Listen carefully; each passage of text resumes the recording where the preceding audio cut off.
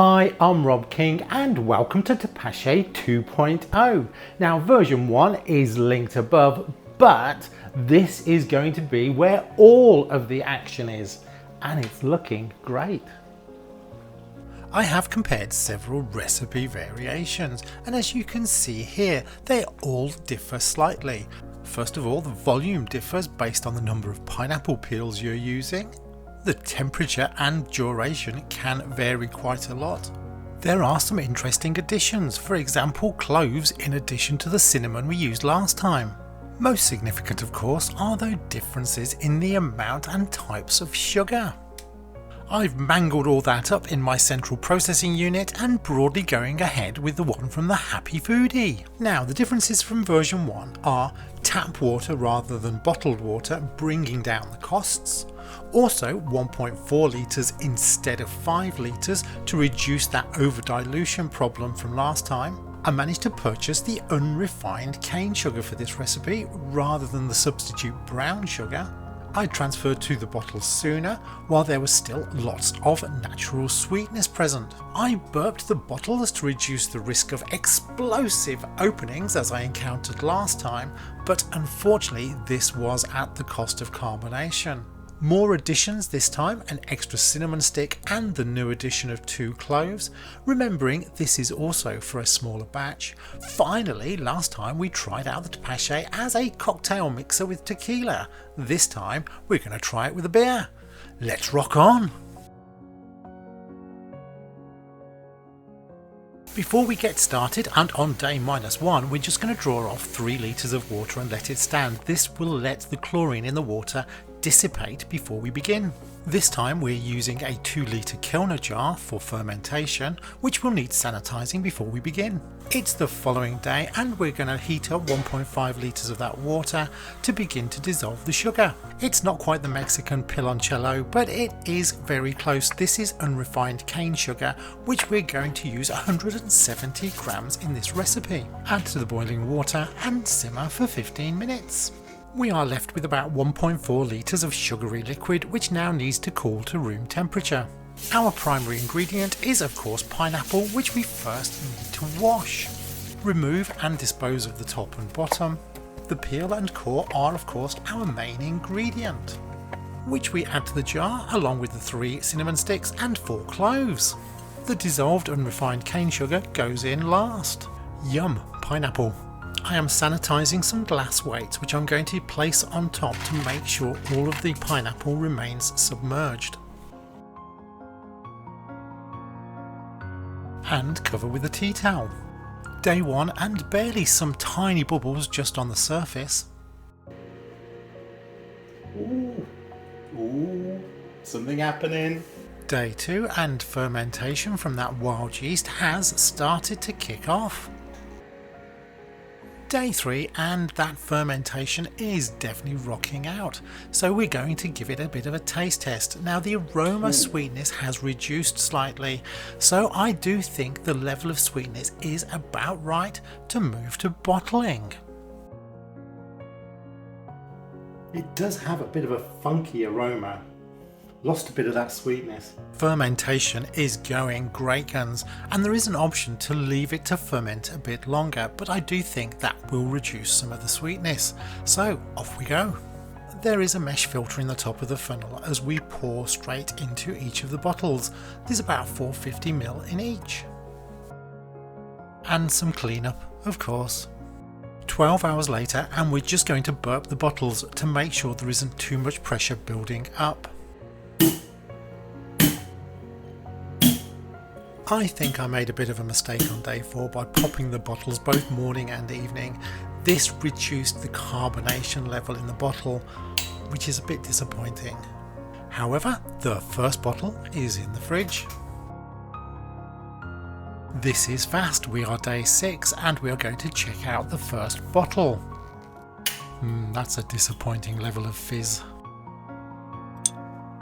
Here we are then with the first of Tepache 2.0.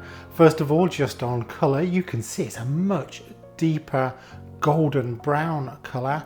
There's no clarity there. Aroma, really much stronger aroma than we had previously. It has an earthy funk to it with just a touch of pineapple over the top. On this bottle, there really was no carbonation to speak of. Let's give it a try. First reaction, it's lovely and sweet. It's not too sweet, but it actually has a very delicious sweetness to it. It is that unrefined cane sugar though. That really did have an unusual aroma to it, and that is really influencing some of the taste now. While the aroma has more pineapple, there's less pineapple in the overall taste. I definitely wanted to get some of that carbonation, which I don't have here, but still it is a nice sit back and drink.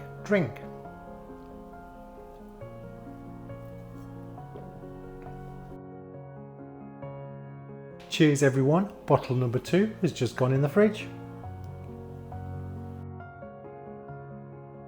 Day 7, and today's bottle is going to be both a taste test and a beer mixer. Oh dear, still no carbonation. This time however I have a consolation prize. If things go wrong I still have this Mexican beer to drink. We are starting today with bottle number 2, which again, no carbonation, quite hazy. Lovely aroma though. It's got a bit stronger. It has a certain earthy funk to it, but it's definitely pineapple. Let's give it a try. So there's a bit of fizz to it. It's very mild, but there is a little bit of fizz there. The mouthfeel is remarkably full actually. It does have quite a presence in the mouth, and that taste is wonderful. Oh gosh. We are definitely on target for this one. Lots of pineapple flavour in there. I think we're probably getting a bit of that clove that's giving it a bit of kick. I can't quite get the cinnamon, but certainly there's an edge to it that is absolutely wonderful. Oh, that would not last long. However, we are here for a different reason. This can also be used as a mixer. Now this is a very, very nice drink already. Wow. Lots of malty aroma on that one. Carbonation is medium. You can see a few bubbles in there. And the mouthfeel is actually quite light, but very, very delicious. But our goal today is to see what difference it makes if we use this with the mixer. Yum. Let's give it a try.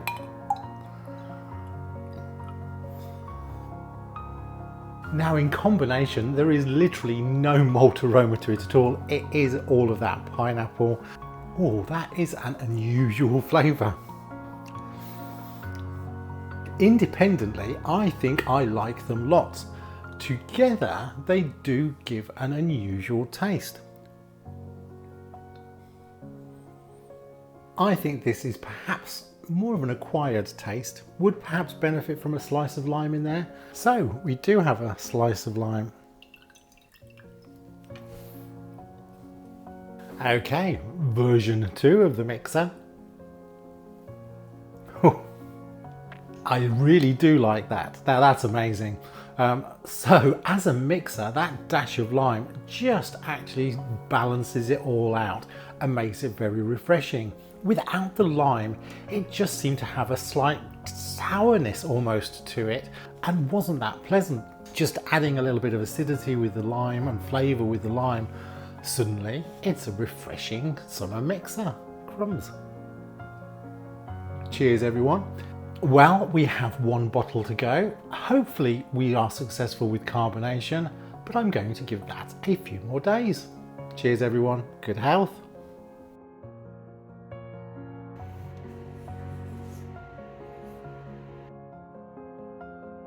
Here we are then with the final bottle. There's still a little bit of wispy sediment there at the bottom, but the colour is lovely. Let's give it a pour and hope there's some carbonation this time.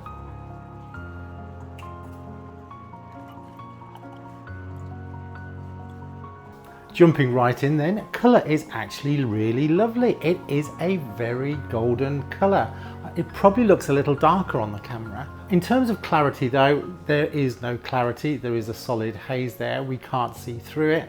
In terms of aroma though, This is now lovely. We are getting cloves, we are getting cinnamon, we are just getting an undercurrent of pineapple, and certainly there is that sweetness that's coming through from the cane sugar. That little bit of extra time does make a bit of difference. Lovely. Right, going in. There is no carbonation to talk of. That is the biggest disappointment here. This time around, because of the explosive events of version 1, I was overcautious, but never mind, because this is still a lovely and very full of flavour drink. Mouthfeel is medium. It does have like a little bit of a tingle there. There's perhaps just a tiny amount of carbonation got into there.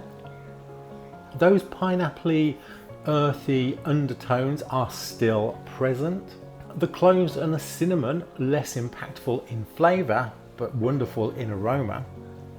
Despite the lack of carbonation though, overall I am still very much enjoying this drink, so we'll see how it all works out in the price per pint. To finish up today, we are going to have a quick rundown of all the statistics from this batch.